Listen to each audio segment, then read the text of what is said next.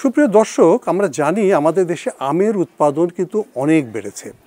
সরকারি হিসেবে প্রায় 24-25 লক্ষ মেট্রিক টন আম উৎপাদন হয় আমাদের দেশে, এবং এ কারণে বর্তমান সরকার চাইছেন আমের উৎপাদন যেমন বাড়বে তেমনি আমের রপ্তানি যেন বাড়ে।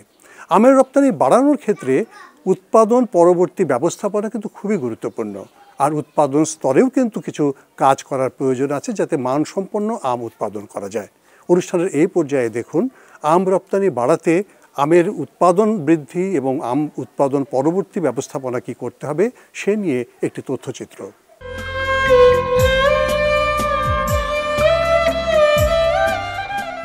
আম বাংলাদেশের একটি অত্যন্ত জনপ্রিয় ও পুষ্টি সমৃদ্ধ অর্থকরী ফসল। বাংলাদেশে প্রতি বছর যে পরিমাণ আম উৎপাদন হয় তার একটি বড় অংশ যথাযথ সংগ্রহোত্তর ব্যবস্থাপনার অভাবে গাছ থেকে সংগ্রহের পর বিভিন্ন ধাপে নষ্ট হয়ে যায়। আম চাষকে লাভজনক করতে হলে উন্নত সংগ্রহ উত্তর ব্যবস্থাপনা অনুসরণ খুবই জরুরি। মাঠে উৎপাদন পর্যায়ে যথাযথ ব্যবস্থাপনার মাধ্যমে ফলের গুণমান ও নিরাপদতা নিশ্চিত করতে হবে, কারণ গাছ থেকে সংগ্রহের পর ফলের গুণমান বাড়ানোর তেমন কোনো সুযোগ নেই। উত্তম কৃষি পদ্ধতি অনুসরণ করে গুণমান সম্পন্ন নিরাপদ আম উৎপাদন করতে হলে দেশে ও বিদেশে চাহিদা আছে এমন জাতের আমের বাগান গড়ে তুলতে হবে। একই সাথে পরিষ্কার পরিচ্ছন্নভাবে চাষাবাদ করতে হবে এবং সঠিক পরিমাণ সার ও সেচের ব্যবস্থা করতে হবে। এক পরিসংখ্যানে দেখা গেছে 2020-21 অর্থ বছরে বাংলাদেশে প্রায় 25 লক্ষ টন আম উৎপাদিত হয়েছে, কিন্তু উৎপাদন এবং সংগ্রহোত্তর ব্যবস্থাপনা পর্যায়ে যথাযথ ব্যবস্থাপনার অভাবে 25-30% আম আমাদের নষ্ট হয়ে যাচ্ছে। তো আর্থিক বিবেচনায় এই লোকসানের পরিমাণ অনেক বেশি, প্রায় 3000 কোটি টাকা। বিদেশে আম রপ্তানি করার জন্য প্রথম শর্ত হলো যে উন্নত গুণাগুণ সম্পন্ন এবং নিরাপদ আম উৎপাদন করা এবং বাজারজাতকরণ করা, এটা প্রথম শর্ত। তো আমরা আমাদের দেশের কৃষকরা বা আম চাষিরা যেভাবে আম উৎপাদন করে এবং বাজারজাতকরণ করে, এখানে আমাদের প্রযুক্তিগত ব্যবহারের অনেক ঘাটতি রয়ে গেছে। তো আমের উৎপাদন পর্যায়েও যেমন আমাদের যথাযথ পদক্ষেপ গ্রহণ করতে হবে, যথাযথ পদ্ধতি অনুসরণ করতে হবে, পাশাপাশি সংগ্রহোত্তর পর্যায়েও কিছু কিছু পদক্ষেপ গ্রহণ করলে আমরা এই সমস্যাকে কাটিয়ে উঠতে পারব। রোগ পোকা দমনের জন্য যথাসময়ে সঠিক কীটনাশক অনুমোদিত মাত্রায় প্রয়োগ করতে হবে, তবে পোকা দমনে জৈব পদ্ধতি ব্যবহারই উত্তম। আমের ক্ষেত্রে মোটামুটি 3টি স্প্রেই যথেষ্ট। প্রথমবার মুকুল আসার 10 থেকে 15 দিন আগে, দ্বিতীয়বার মুকুল যখন 10 থেকে 14 সেন্টিমিটার লম্বা হবে কিন্তু ফুল ফুটবে না তখন, এবং আম যখন মটর দানার মতো হবে তখন শেষবার স্প্রে করতে হবে। শেষ স্প্রের পরপরই আমে ব্যাগিং করা একান্ত প্রয়োজন। ব্যাগিং প্রযুক্তির প্রধান সুবিধাগুলো হলো মানসম্পন্ন, বিষমুক্ত ও রপ্তানিযোগ্য নিরাপদ আম উৎপাদন করা যায়। ব্যাগিংয়ের কারণে অতিরিক্ত কীটনাশক ব্যবহারের প্রয়োজন হয় না এবং এর ফলে কীটনাশকের ব্যবহার 70 থেকে 80% কমে যায়। এতে অর্থের অপচয় কম হয় এবং পরিবেশ ভালো থাকে। ব্যাগিংয়ের মাধ্যমে উৎপন্ন আমে আকর্ষণীয় রং হয় এবং আমের সংগ্রহোত্তর জীবনকাল জাতভেদে 10 থেকে 14 দিন পর্যন্ত বাড়ানো যায়, যা রপ্তানি বাজারের জন্য অত্যন্ত গুরুত্বপূর্ণ। ব্যাগিং করাতে আপনার আমটা খুব পরিষ্কার থাকে এবং কোনো দাগ ছাড়া, স্পট ছাড়া বিষমুক্ত আম উৎপাদনের জন্য আমরা ব্যাগিংটা বেশি করি। আর ব্যাগিং করাতে আমাদের বীজ খরচ কম, কীটনাশক খরচটা অনেক কম হয়। ব্যাগের আম, খোলা আমের থেকে আমাদের ব্যাগিং করা আম কেজিতে 20 টাকা বেশি বিক্রি হয়। এই জন্য আমরা ব্যাগিংটা করে থাকি। ব্যাগিং করার ফলে আমরা কয়েকটা সুবিধা একসঙ্গে পাবো। একটা হলো যে আমটা আমি ব্যাগিং করব সেটা কিন্তু কোনো ধরনের রোগ বা পোকার আক্রমণ হবে না। যে আমগুলো ব্যাগের মধ্যে থাকবে সে আমগুলা সুন্দর রঙের একটা হবে, আকর্ষণীয় রঙের হবে। আরেকটা জিনিস হলো যে এই যে ব্যাগিং আমগুলার প্রত্যেকটা আমের সেলফ লাইফ, মানে আমি সংগ্রহ করা থেকে এটা ভোক্তার কাছে যাওয়া পর্যন্ত এবং খাওয়া পর্যন্ত 8 থেকে 12 থেকে 15 দিন পর্যন্ত এই সময়টা পাওয়া যায়। এই 3টা বৈশিষ্ট্য মোটা দাগে আমরা ব্যাগিং থেকে পাই। আরেকটা সুবিধা পাই, সেটা হলো আমি যে ধরনের বালাইনাশকই আগে ব্যবহার করি, এই ব্যাগের মধ্যে 40 থেকে 60 দিন থাকার পরে কোনো বালাইনাশকের অবশিষ্টাংশ থাকে না যেটা মানুষের স্বাস্থ্যের জন্য ক্ষতিকর হবে। তার মানে আমরা এই আমটা আমাদের শরীরের জন্য সকল ধরনের ঝুঁকিমুক্ত একটা আম উৎপাদন।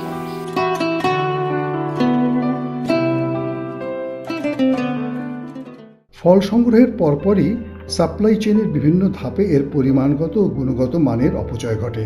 মূলত গাছ থেকে ফল সংগ্রহের ভুল পদ্ধতি, রুক্ষভাবে ফল ও ফলের প্যাকেট নাড়াচাড়া করা, ফল শোধন না করা, অনুন্নত প্যাকেজিং ও পরিবহন ব্যবস্থাপনা ইত্যাদি কারণে এই অপচয় হয়ে থাকে। এজন্যে উপযুক্ত পরিপক্ক আম উন্নত সংগ্রহ ও সংগ্রহোত্তর ব্যবস্থাপনার মাধ্যমে বাজারজাত করতে হবে, যাতে সেগুলোর গুণমান বজায় থাকে এবং সংগ্রহোত্তর ক্ষতি কম হয়।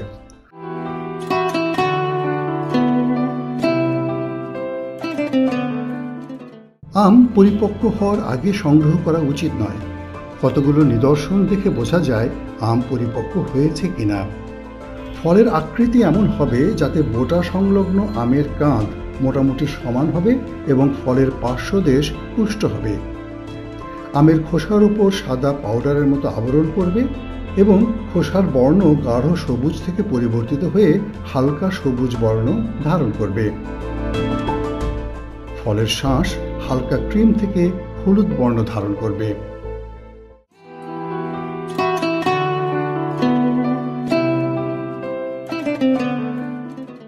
পরিপক্ক আম গাছ থেকে সংগ্রহ করার উপযুক্ত সময় হল সকাল 9টা থেকে বিকেল 3টা পর্যন্ত। এই সময়ের মধ্যে আম সংগ্রহ করলে আমের কষ কম বের হবে। কষ থেকে ফলের খোসার ওপর পোড়ার মতো দাগের সৃষ্টি হয়। এতে করে রপ্তানি বাজার, সুপারমার্কেট এবং দামি হোটেলে প্রেরণের জন্য দাগযুক্ত ফলগুলো বাদ পড়ে যায়। এছাড়া বৃষ্টি হওয়ার পরপরই আম সংগ্রহ করা যাবে না। ফলের গায়ে পানি শুকানোর পর তা সংগ্রহ করতে হবে।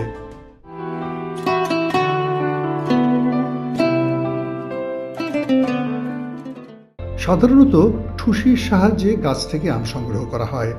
একটি চিকন লম্বা বাঁশের মাথায় নেটের ব্যাগ লাগিয়ে ঠুসি তৈরি করা হয়। ফলের গায়ে যাতে কষ লেগে না যায় সেজন্য 2-3 সেন্টিমিটার বোটা সহ আম পাড়তে হবে। সঠিকভাবে আম পাড়ার জন্য বাংলাদেশ কৃষি গবেষণা ইনস্টিটিউট কর্তৃক উদ্ভাবিত বারি ম্যাঙ্গো হারভেস্টার ব্যবহার করা যেতে পারে। এটির সাহায্যে প্রায় 100% আম বোটা সহ সংগ্রহ করা যায়। সংগ্রহ পাত্রটিতে পরিষ্কার প্লাস্টিক বা চটের বস্তা লাইনার হিসেবে ব্যবহার করতে হবে, যাতে ফলের গায়ে ক্ষত সৃষ্টি না হয়। মাঠে ফল সংগ্রহের পাত্র হিসেবে প্লাস্টিক ক্রেটই উত্তম। জীবাণু দ্বারা সংক্রমণের হাত থেকে রক্ষার জন্য সংগ্রহের জন্য ব্যবহৃত যন্ত্রপাতি এবং সংগ্রহ পাত্র অবশ্যই পরিষ্কার পরিচ্ছন্ন থাকতে হবে।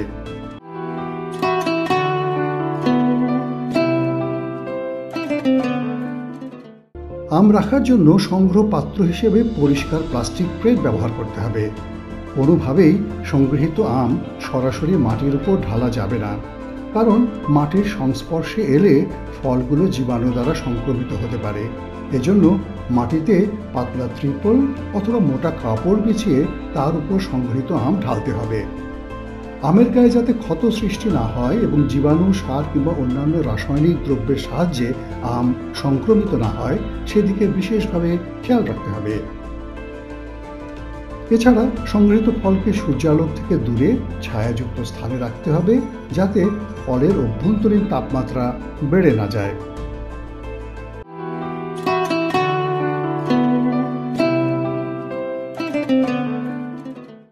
বোটা ছাঁটাইকরণ বলতে ফলের সাথে লেগে থাকা বোটার বাড়তি অংশ কেটে ফেলাকে বোঝায়। বোটাসহ আম প্যাকেট করলে হ্যান্ডলিংয়ের সময় বোটা ভেঙে ফলের গায়ে কষ লেগে যেতে পারে। আমের কষ একবার শুকিয়ে গেলে তা ফলের খোসা থেকে সহজে ওঠানো যায় না। একটি ধারালো পরিষ্কার কাঁচির সাহায্যে বোটা 1 সেন্টিমিটার পরিমাণ রেখে ফলের কাঁধ বরাবর তা কেটে ফেলতে হবে। বোটা ছাঁটাইয়ের পর আমগুলোকে বাংলাদেশ কৃষি গবেষণা ইনস্টিটিউট কর্তৃক উদ্ভাবিত আমের কষ ঝাড়ানোর ট্রে ব্যবহার করে কষ অপসারণ করতে হবে। এই ট্রের উপর উপুর করে 10 মিনিটের জন্য রাখতে হবে, যাতে কষগুলো ভালোভাবে বের হয়ে যায়। ট্রে না থাকলে বোটা ছাঁটাইয়ের সাথে সাথে আমগুলোকে 1% ফিটকিরির দ্রবণে 1 মিনিট ডুবিয়ে রাখতে হবে। ফিটকিরি আমের কষকে জমাট বাঁধতে সাহায্য করে। কখনোই চট বা বস্তার উপর আম উল্টো করে রাখা যাবে না, এতে ফলের গোড়ার অংশে কষ লেপ্টে যাবে।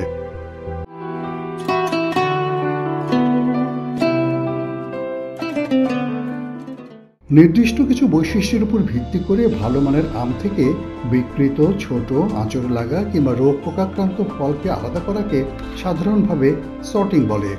অন্যদিকে শিল্প কারখানা কর্তৃক গ্রহণীয় কিংবা রপ্তানি বাজারের মানদণ্ডের উপর ভিত্তি করে ফলের শ্রেণীবিভাগ করাকে গ্রেডিং বলে। প্রতিটি আম হবে রোগমুক্ত, পোকামাকড়ের আক্রমণমুক্ত, আমে কোনো ক্ষত থাকা চলবে না। সর্টিং ও গ্রেডিংয়ের কাজে নিয়োজিত কর্মীদের ব্যক্তিগত পরিষ্কার পরিচ্ছন্নতা অবশ্যই বজায় রাখতে হবে।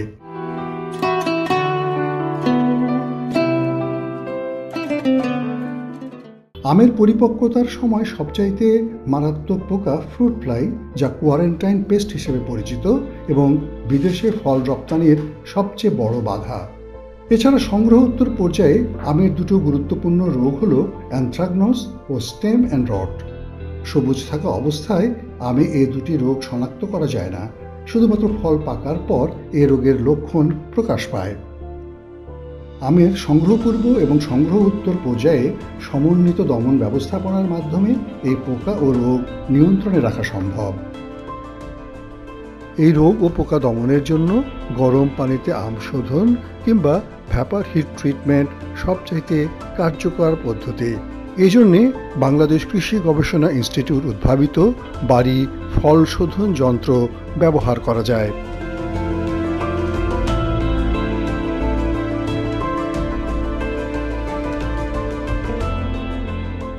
গরম পানিতে শোধনের ক্ষেত্রে সবুজ পরিপক্ক আমকে 52 থেকে 55 ডিগ্রি সেন্টিগ্রেড তাপমাত্রায় জাতভেদে 5 থেকে 10 মিনিট ডুবিয়ে রাখতে হবে।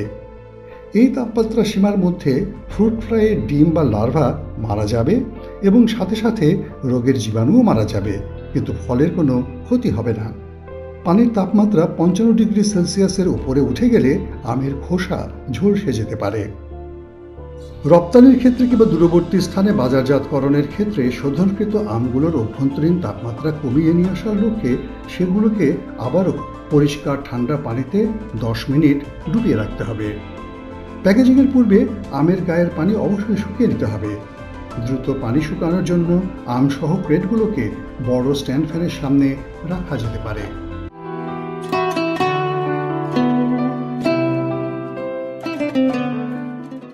পরিবহন ও পরবর্তী হ্যান্ডলিং কার্যক্রমের সময় ফলের গুণগত মান বজায় রাখার জন্য যথাযথভাবে প্যাকেজিং করতে হবে। দেশের ভিতরে আম পরিবহনের জন্য শক্ত প্যাকেজিং কন্টেনার হিসেবে প্লাস্টিক ক্রেটই সর্বাধিক উপযোগী ও অনুমোদিত। ক্রেটে পরিবহন করা হলে ফলের গায়ে কোনো রকম বাইরের চাপ পড়বে না। তবে বিদেশে রপ্তানির জন্য করোগেটেড ফাইবার বোর্ড বা সিএফবি কার্টুন ব্যবহার করতে হবে। কার্টুনের ভেতরে যাতে বাতাস চলাচল করতে পারে সেজন্যে কার্টুনের গায়ে প্রয়োজনীয় সংখ্যক ছিদ্র থাকতে হবে। প্লাস্টিক ক্রেট ব্যবহারের ক্ষেত্রে বিবেচ্য বিষয়, প্রতিবার ব্যবহারের পর পরিষ্কার পানিতে ডিটারজেন্ট দিয়ে ক্রেটগুলোকে পরিষ্কার করতে হবে। খালি ক্রেটগুলোকে একটি পরিষ্কার জায়গায় সংরক্ষণ করতে হবে যাতে পোকামাকড় ও ইঁদুর এগুলোর ক্ষতি করতে না পারে। ফল ও সবজি পরিবহনের কাজে ব্যবহৃত প্লাস্টিক ক্রেটে কোনোভাবেই সার, কীটনাশক বা অন্য কোনো রাসায়নিক দ্রব্য রাখা যাবে না। আম বাংলাদেশের অত্যন্ত জনপ্রিয় একটি ফল, যেটি দেশে এবং বিদেশে বিপণন হয়ে থাকে। আমাদের দেশের আম খুবই সুমিষ্ট এবং খুবই উন্নত মানের। আমরা যদি আমাদের সংগ্রহোত্তর ব্যবস্থাপনায় যদি আমরা কিছু কাজ করতে পারি তাহলে দেখা যাবে যে আমাদের দেশের আম বিদেশের, বিশেষ করে যেটা আমাকে মেইন স্ট্রিম মার্কেট বলি, সেখানে আমাদের আম সহসায় রপ্তানি করা যাবে এবং এতে করে আমাদের যারা আম বাগান এবং আম বাগানের যারা মালিক আছেন, আম চাষি যারা আছেন, যারা রপ্তানিকারক আছেন, তারা উভয়ই লাভবান হবেন। এবং এই করতে যে জিনিসটি দরকার সেটা হলো যে প্যাকেজিং ব্যবস্থাকে আধুনিকায়ন করা দরকার। প্যাকেজিং ব্যবস্থার আধুনিকায়ন না হলে কিন্তু আম রপ্তানিতে আমরা খুব একটা ভালো ফলাফল পাবো না। এবং সেক্ষেত্রে আমাদের যেটা দরকার সেটা হলো যে আমাদের 5 প্লাইয়ের নিচে কোনো করুগেটেড শিপ ব্যবহার করা উচিত না। এবং এক্ষেত্রে যেটা দরকার সেটা হলো যে গার্মেন্টসের মতো আমাদের এই সেক্টরটাকে, বিশেষ করে শাকসবজি এবং আমের এই প্যাকেজিংয়ে আমাদেরকে ট্যাক্সকে হ্রাস করতে হবে। এবং যে প্রযুক্তিগুলো আছে সেগুলো আমাদের সারা দেশে যারা আম বাগানি আছে এবং যারা উৎপাদক আছেন, যারা রপ্তানিকারক আছেন, তাদের কাছে আমরা পৌঁছাবো এবং তাদেরকে এই প্র্যাকটিসগুলো আমরা করাতে চেষ্টা করব। আপনারা জেনে খুশি হবেন যে হর্টেক্স ফাউন্ডেশন এফওর সাথে 2014 সালে এই ধরনের একটা প্রকল্প 10টি উপজেলায় বাস্তবায়ন করেছে এবং এখানে গুড এগ্রিকালচারাল প্র্যাকটিসের মাধ্যমে আম উৎপাদন করে প্রথমবারের মতো ওয়ালমার্টে আম রপ্তানি করা হয়েছিল এবং এই ধারাটা অব্যাহত থাকবে বলে আমি আশা করি।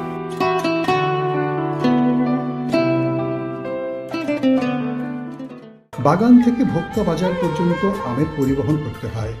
আমের পরিবহন হয় মাঠ থেকে কালেকশন সেন্টার বা প্যাক হাউসে, প্যাক হাউস বা কালেকশন সেন্টার থেকে পাইকারি বাজারে, পাইকারি বাজার থেকে খুচরা বাজারে, প্যাক হাউস থেকে রপ্তানি বাজারে। প্রতিটি ক্ষেত্রে সতর্কতার সাথে আম পরিবহন করতে হয়। আম ভর্তি কন্টেইনারগুলো সাবধানে ওঠানো বা নামানোর কাজ করতে হয়। খেয়াল রাখতে হবে যাতে আমে কোনো আঘাত না লাগে। গাড়িতে সাজানোর সময় স্ট্যাকের নিচের কন্টেনারগুলোকে সিঁড়ি হিসেবে ব্যবহার করা যাবে না। প্যাকেটগুলোকে এমনভাবে সাজাতে হবে যেন মাঝখানের বায়ু চলাচলের জন্য ফাঁকা জায়গা থাকে। যদি ত্রিপল বা মোটা কাপড় দিয়ে ঢেকে দেওয়া হয় তবে এক্ষেত্রে এমন ব্যবস্থা রাখতে হবে যেন প্যাকেটগুলোর নিচ ও উপরের দিক দিয়ে বায়ু চলাচল করতে পারে। ট্রাক থেকে ফল ভর্তি ক্রেট বা প্যাকেট নামানো এবং বাজারের এক স্থান থেকে অন্য স্থানে পরিবহনের কাজে ট্রলি ব্যবহার করা যেতে পারে, যা পণ্য পরিবহনের জন্য খুবই সুবিধাজনক এবং এতে পণ্যের ক্ষতির পরিমাণ অনেক কম হয়। দিন শেষে অবিকৃত আমগুলো বায়ু চলাচলযুক্ত ঘরে সংরক্ষণ করতে হবে।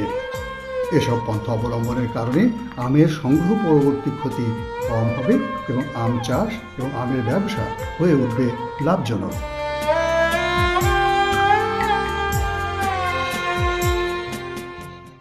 উদাহরণ তো শুধুমাত্র দেখার জন্য নয়, আনন্দ পাওয়ার জন্যই নয়, উদাহরণ হচ্ছে অনুসরণের জন্য। আমরা আজকের অনুষ্ঠানে যে সমস্ত ভালো ঘটনাগুলো দেখেছি, সে ভালো ঘটনাগুলো তখনই ভালো হয়ে উঠবে যদি আপনাদের মধ্যে কেউ কেউ সেগুলোকে অনুসরণ করেন। কারণ আলো থেকেই তো আলো ছড়ায় এবং তার মধ্য দিয়েই কিন্তু দেশ সমৃদ্ধ হয়, মানুষও সমৃদ্ধ হয়। আজ এ পর্যন্তই সকলকে শুভেচ্ছা জানিয়ে এবং আগামী অনুষ্ঠানগুলো দেখার আমন্ত্রণ জানিয়ে শেষ করছি। সকলকে ধন্যবাদ।